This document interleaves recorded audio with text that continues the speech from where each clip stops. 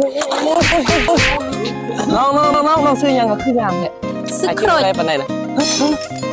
อ่ะ สึกโคตรอยู่ปะ โดยสึกโครย โอ้น้องเปลี่ยนโปรไฟล์ไหมปะ โดยแมน ไอจีบ่ได้เพื่องามแท้น้องใส่ยังถ่ายก่อน ให้ผัวทายให้ให้ผัวทายให้ ว้าวแล้ว